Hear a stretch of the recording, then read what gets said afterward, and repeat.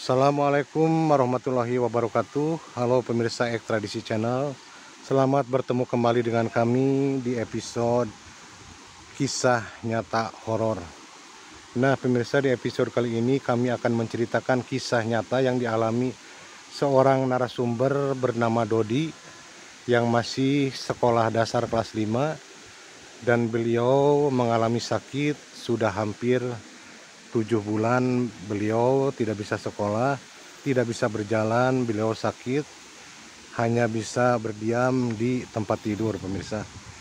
Nah pemirsa, sebelum kami lanjut ceritanya, kami mengucapkan dulu selamat menjalankan ibadah puasa buat semua kaum muslimin dimanapun berada. Semoga puasa kita selalu diberikan kelancaran, keberkahan, dan diterima puasa kita di sisi Allah Subhanahu wa Ta'ala. Amin ya Allah ya Rabbal Alamin.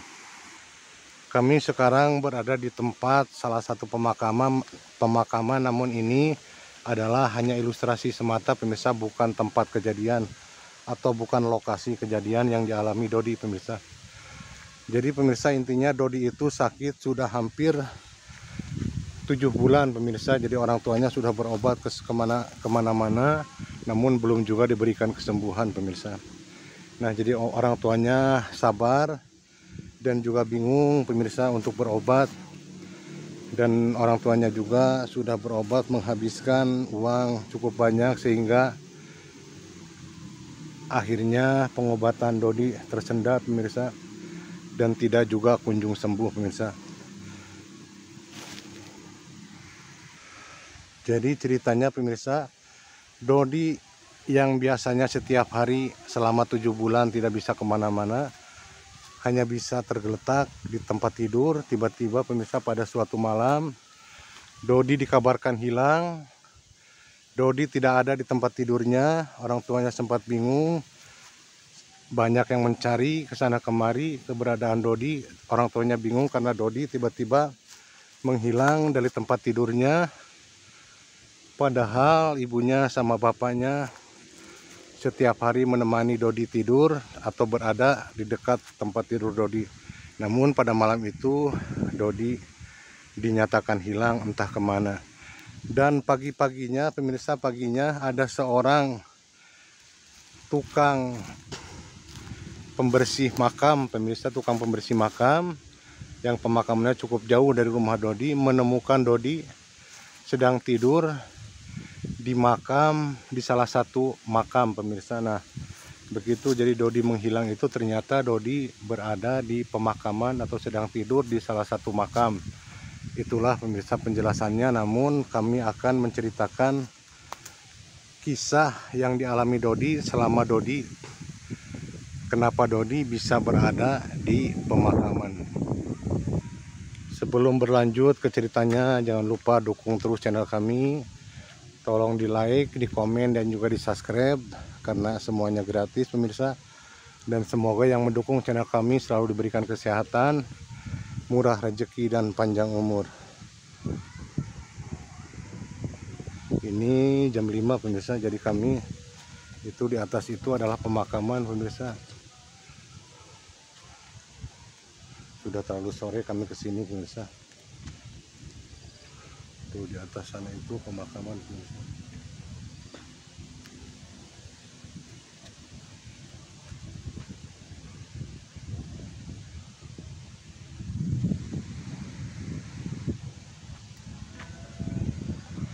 Ini juga di jalan-jalan ini ada juga pemakaman juga pemirsa. Kenapa kami memvideokan pemakaman? Karena ceritanya ada hubungan dengan pemakaman.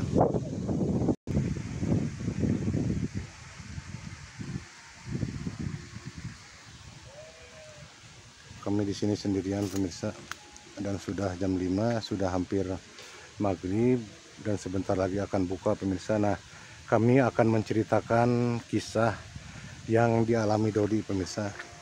Setelah Dodi sembuh, Dodi pun menceritakan kisahnya kenapa beliau berada di pemakaman.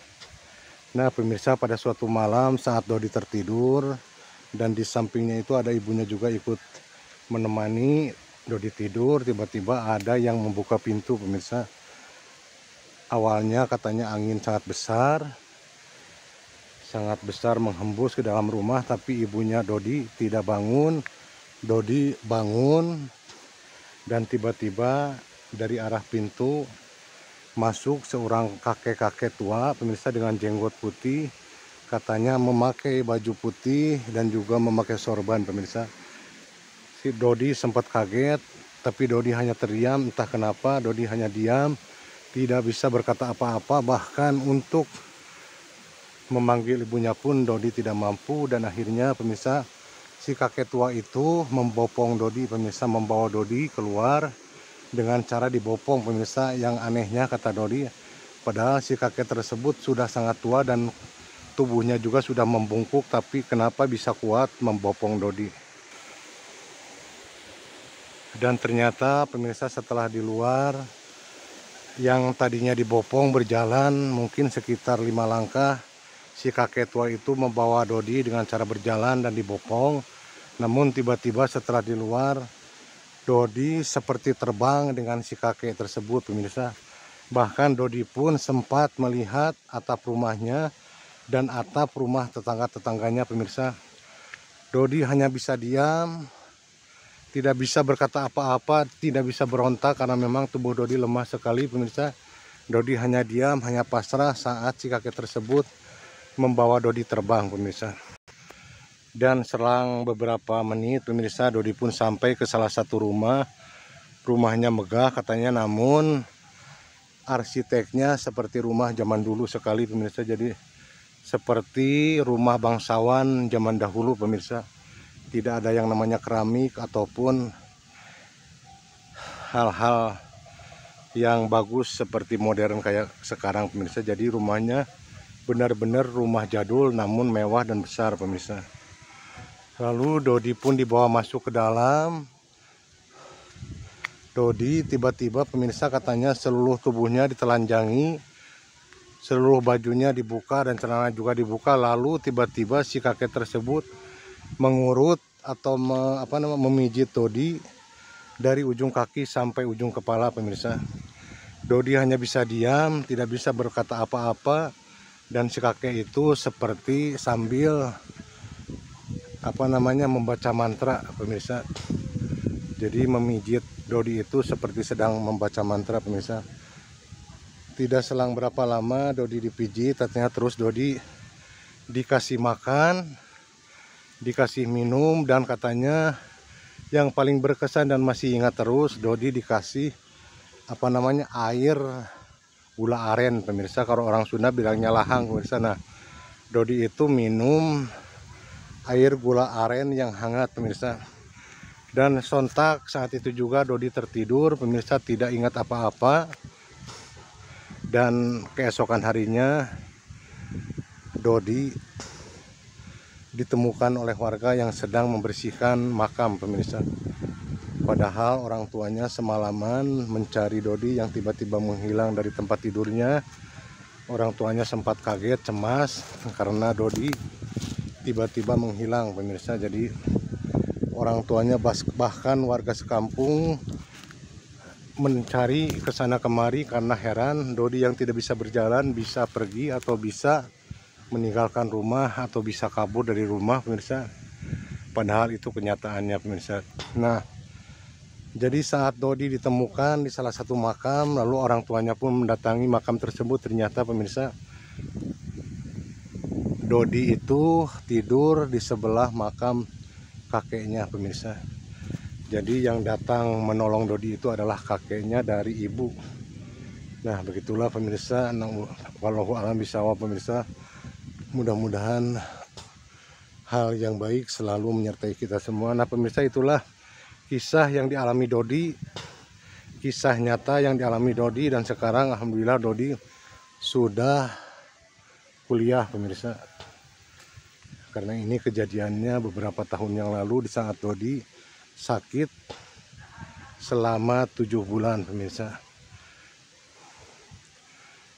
Nah, itulah pemirsa kisah nyata yang dialami seorang narasumber bernama Dodi. Kita ambil sisi baiknya dan kita buang sisi buruknya pemirsa. Semoga kebaikan atau keselamatan selalu menyertai kita semua pemirsa. Nah pemirsa, sampai ketemu lagi di episode kisah nyata berikutnya. Kami setiap hari selalu mencari narasumber yang mau menceritakan atau yang punya kisah mistis atau kisah misteri pemirsa.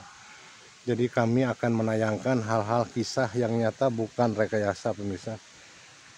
Sampai di sini dulu pemirsa, dan kami mengucapkan selamat menjalankan ibadah puasa. Semoga puasa kita selalu diberikan kelancaran dan keberkahan pemirsa. Jangan lupa dukung channel kami juga pemirsa. Dan kami doakan siapapun yang mendukung channel kami doakan selalu sehat, murah rezeki dan panjang umur pemirsa.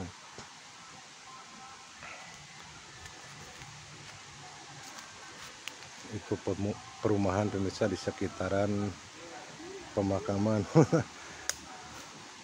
Itu ada Bapak Lurah tuh di sana. Nah, sampai di sini pemirsa. Wassalamualaikum warahmatullahi wabarakatuh.